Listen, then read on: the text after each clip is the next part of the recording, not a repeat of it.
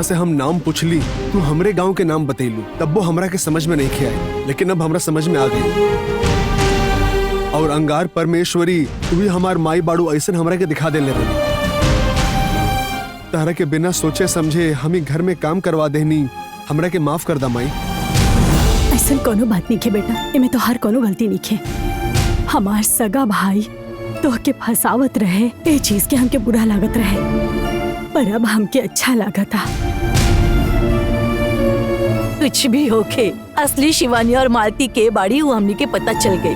हमके भी अब अच्छा लग रहा बा। अब तू लोग कोनो चीज की चिंता मत करी है, अरुण सब कुछ ठीक कर दी है।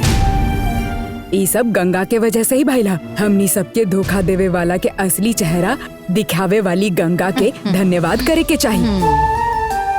सीता हमरा संगे रहली, ऐसे हम ही सब कुछ कर सकनी, ना तो हम अकेली कर सकत रहली का। अब से तू आउट हाउस में न रहबो, हमरा महल में रहबो। चला बाबा के पैर पड़ल जाओ। चला माई, आओ चला। आओ आओ आओ शिवानी आओ आओ।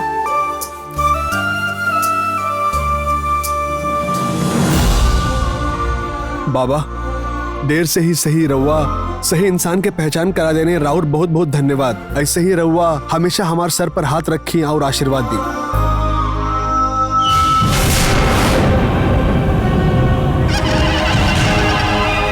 जीवन मरण फसल लोगन के बचावे खातिर कोनो भी औषधि काम ना आई, लेकिन तू उन लोगन के मदद कर सकेलू। पार्वतीपुरम के लोगन के तू याद करके तोहरा पे भरोसा रख कर तोरा ऊपर विश्वास करी है तो तू उनकर जान बचाबू। ऐसे तोहरे सामने प्रार्थना करी है तो तू उनकरा के बचाबू। अगर तू उनकरा सबके मदद कैलू तो हमार सारी मेहनत बेकार हो जाई। ऐसा कुछ होए ना, यही खातिर तोहरा शक्ति के नियंत्रण करे के पड़े। तोहार शक्ति नियंत्रण रखे खातिर हम तोहरे ही बनाओ गल काल चक्र के उपयोग करत बानी। तोहरा के लागत होई कि तोहरा भीतर के देव तत्व समाप्त हो गइल बा। तोहरा के ऐसे ही प्रश्न पड़त होई ना, तोहरा अंदर देव तत्व होए या ना होए, लेकिन तोहार अंदर के शक्ति वो काम करत ही रही। ऐसे हमार गुरु यही खातिर हमरा के सिखौले रहले। मुश्किल में फसल गाँव वाले एहर औते हुई हैं, लेकिन तू कुछ ना कर सकेलू। यही खातिर तोहार सबसे प्रिय आम और हल्दी के सुगंध तोहरा के वो तोहरा ऊपर नियंत्रण रखी।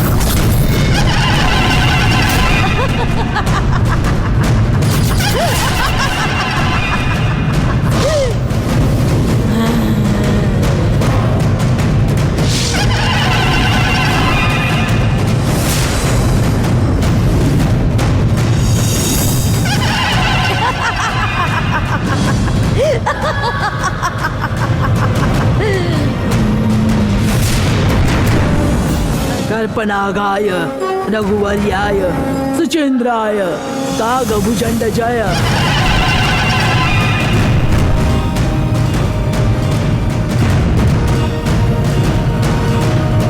तोहार शक्ति ज्यादा बा, तबो भी तोहरा ऊपर आयल गई परिस्थिति के भी अब तक तू ओकर उपयोग ना कैले बाड़ू। यही खातिर तू शांत बैठल बाड़ू और ऐसे आगे भी ऐसे ही शांत बैठी रहा।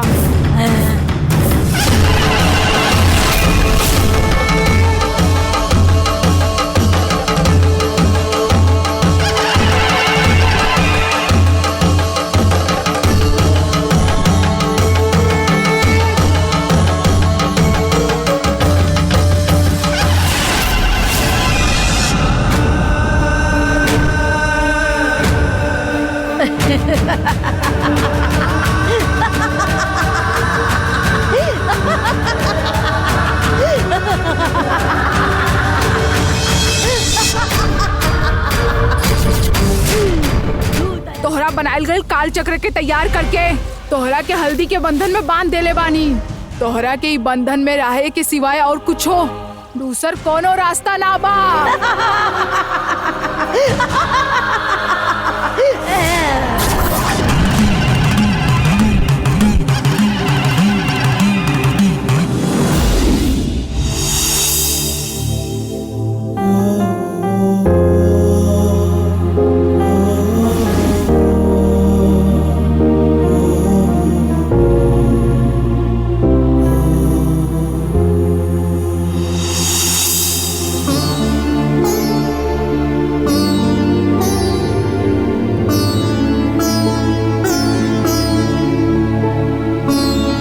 माफ कर दा गंगा। अब रहुआ का गलती कही नहीं जे माफ करे खातिर कहता नहीं। सत्यनारायण के बारे में तू हमरा बहुत बार बोललू, लेकिन हम तार एक भी बात ना सुन के तारा के नजरअंदाज कई नहीं। वो हमनी के बीच में आ गई ने और हम उनकरा पे इतना विश्वास कर लेनी और हम तारा पे एकदम भी विश्वास ना कईनी। यही से हमरा के जब ओकर असली चेहरा समझ में आइल तब तो हमरा के ओके घर से बाहर निकाले खातिर कहले रहलू, लेकिन हम कितना गुस्सा हो गए रहनी, याद बना? उस समय तारा के कितना बुरा लागल होखी। तार बारे में हम एको बार ना सोचनी, हम खाली अपने धुनकी में रहनी।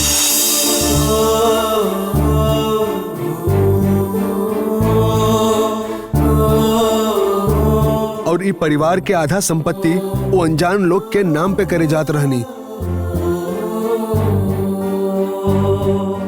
इतना अच्छा भइल कि अंगार परमेश्वरी तहरा अंदर आके हमरा के सब कुछ बता देनी और हमरा के सच के मालूम चल गई।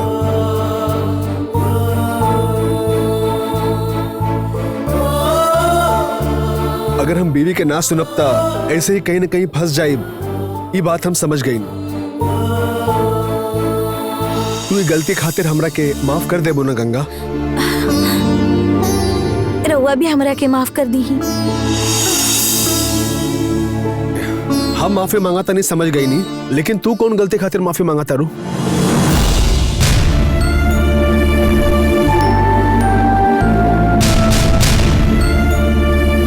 थोड़ा देर पहले गांव के अंगल परमेश्वरी हमारा आंग में आयल बिया ऐसन कहनी। उस समय अंगल परमेश्वरी हमरे अंदर ना आयल रहे। रहुआ गलत इंसान के नाम पर जायदाद ना करा, ऐसे हमार अंदर अंगल परमेश्वरी आवे के हम नाटक कही नहीं।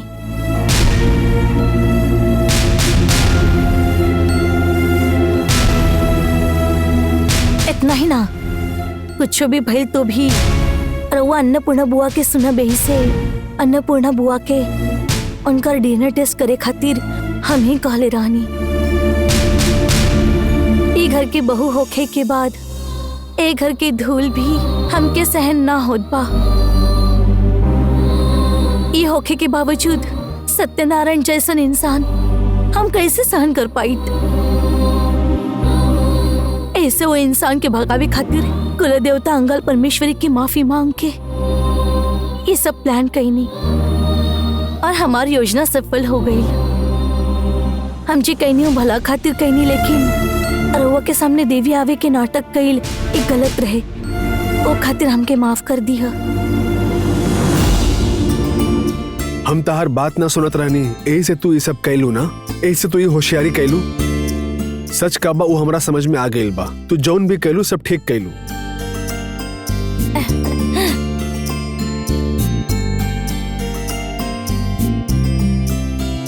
यही से हम तहार ऊपर एकदम गुस्सा ना करब।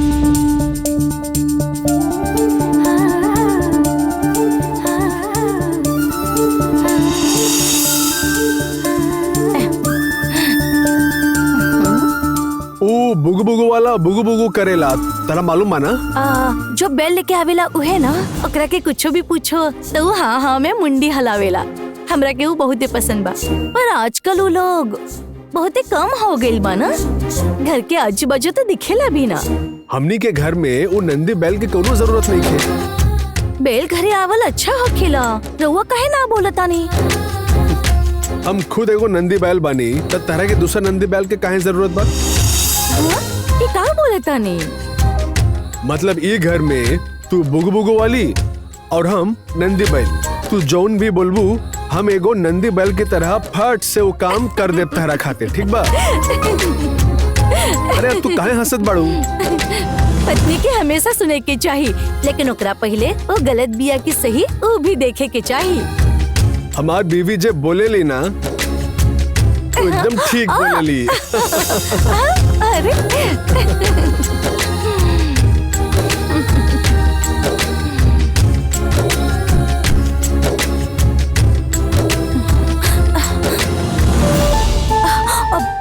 अजी सुनी ना, रउआ रोमांटिक होके से पहले हमके रउआ के कुछ कहे के बा। क्या बा बोला? शिवानी माँ और मालती के बिया ई जाने बगैर नौकरानी जैसन बर्ताव करके उनकरा के तकलीफ देले बानी। उनकर दिहल तकलीफ के प्रायश्चित खातिर हमनी के कुछो करे की पड़ी ना।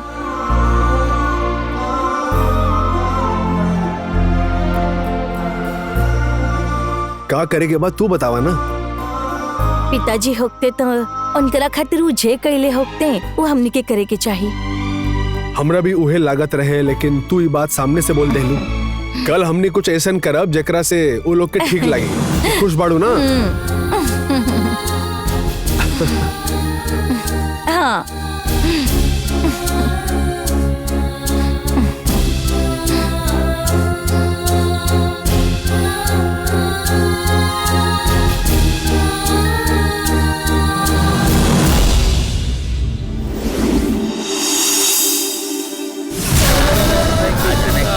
भाई अचानक से बीमार हो गई ले।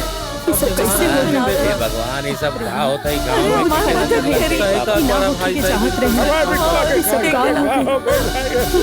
हे भगवान, ये सब क्या हो गए? ये सब क्या हो गए? कैसे हो गया? हे भगवान, हमने की रक्षा करी। बिल्कुल सब ठीक रहेगा। अचानक से सब क्या हो गई?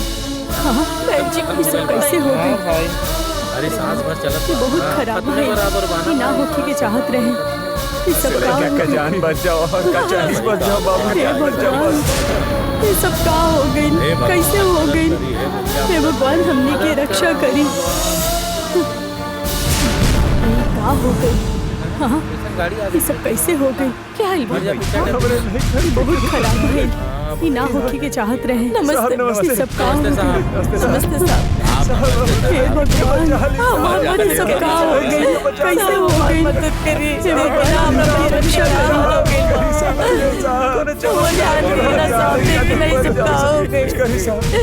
हमने बहुत तकलीफ का बात भइल? अभी लेकर इलाज ना आइल कहा? बतावा। वैद्य जी औषध देवे के कोशिश कैले, लेकिन फिर भी कोनो परिणाम ना आयल। सरपंच साहब, गांव के छोट से लेके बड़ तक सरकार अचानक से अपने आप धरती पे गिरे लगले साहब। सब लोग के तरह से देख के हमनी के बहुत घबराहट होता सरकार।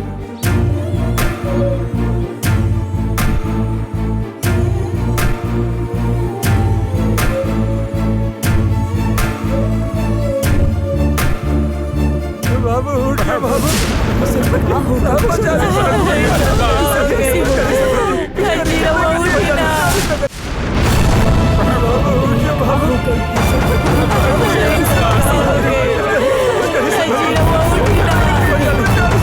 के चाहत रहे। ये सब का अरे बहन जी, कैसे हो गई? हे भगवान, हमने की रक्षा करी। बैद जी, का भइल बे लोग के? ये सब कैसे हो गई? का बात है बैद जी? जान के खतरा ना बा? बच्चे ये से लेगा ना? सरपंच जी, हम अबले बहुत औषधि बनौले बानी। सांप से लेके नेवला तक सब दवाई बनौनी हम। ये सब का हो गई? लेकिन ई जहर के हमार औषध काम नहीं करत। ऐसा कौन जानवर कटले बा? दाग के निशान तो दिखत नहीं खे, लेकिन एके जहर बहुत तगड़ा बा। ई औषध से कोनो फायदा नहीं खे होत। का बोला ताड़ा तू बैद? हमारा औषधि से परिणाम नहीं खे आवत त इनकरा के कोनो बड़ा हॉस्पिटल में ले जाए के बड़ी। सरपंच साहब, जल्दी से सबके ले जाए के तैयारी करा। तू खुदे कहा ताड़ा, तेरे अलावा हमारे पास कोनो चारा नहीं खे। चलो निकले के। कैसे हो गई? एम्बुलेंस के फोन कर। तेरे पास जौन कुछ भी बा, कार, ट्रैक्टर सब कुछ ले आवा जी। सबके हॉस्पिटल ले चला। चलो जल्दी करा, जल्दी जा, जल्दी। हेलो, एम्बुलेंस जल्दी से भेज दो।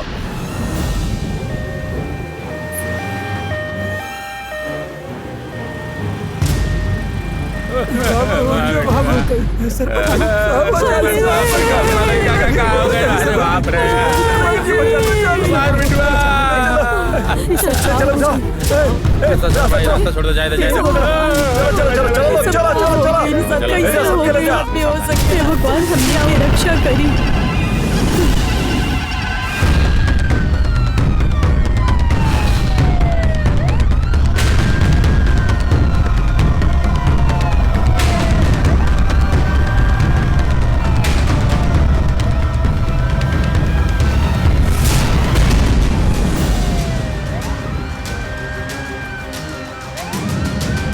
हालत और बिगड़ जा रहा है।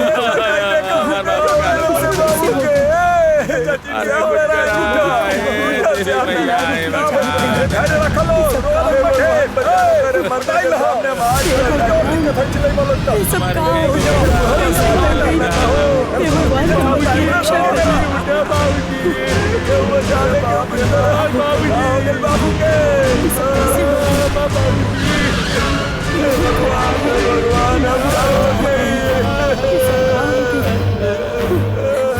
हे भगवान ये सब का हो गया?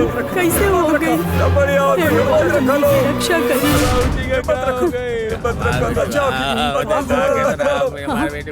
ये सब कैसे हो गई? जाग रहे। ये सब का हो गया? ये सब का हो गया? कैसे हो गई? हे भगवान हमनी की रक्षा करी। अरे भगवान ये क्या हो गई? हमार जान ले रहा था। कैसे हो गई?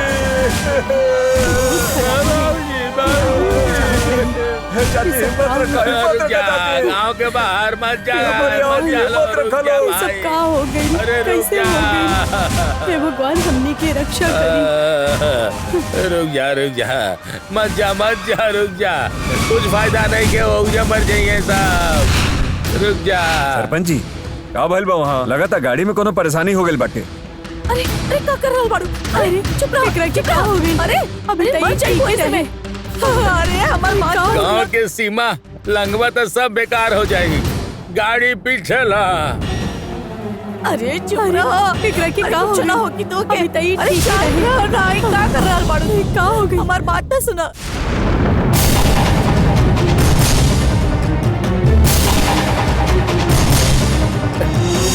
गाँव के सीमा लंघवा तो सब बेकार हो जाएगी।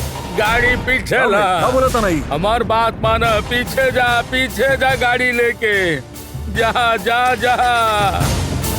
अरे चुप जा।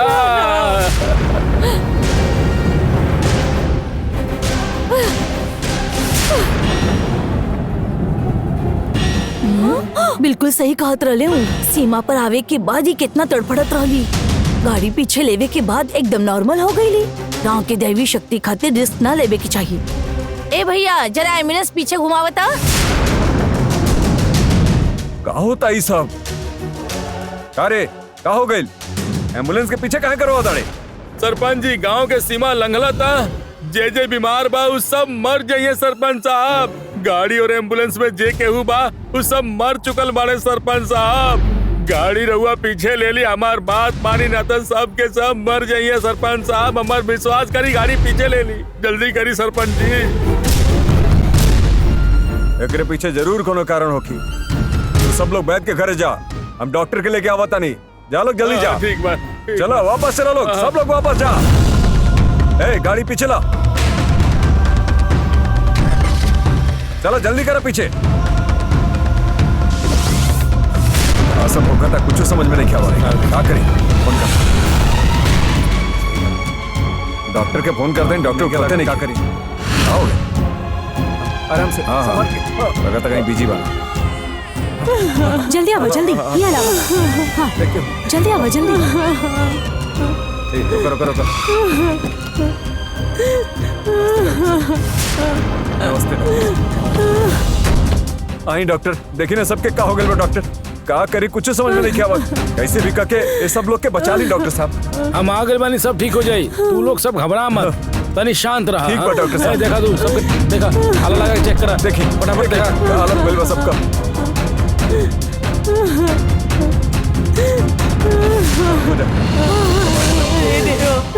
हे भगवान, इनकरा के बचाई डॉक्टर साहब। ये मत रुको, ये क्या करूँ? डॉक्टर साहब इनकरा के बचाई डॉक्टर साहब।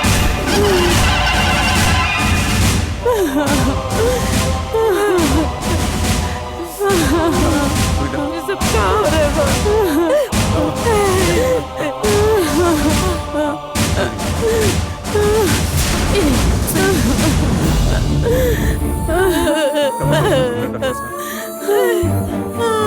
अरे हमार बहन के बचा ले डॉक्टर साहब, हमार बहन के बचा ला।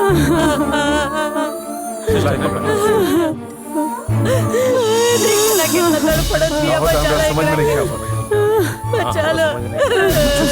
ये अपना खेल बा, हमने के लेकिन का हालत खराब है, हम लोग का हालत खराब है, हमारी हालत खराब है।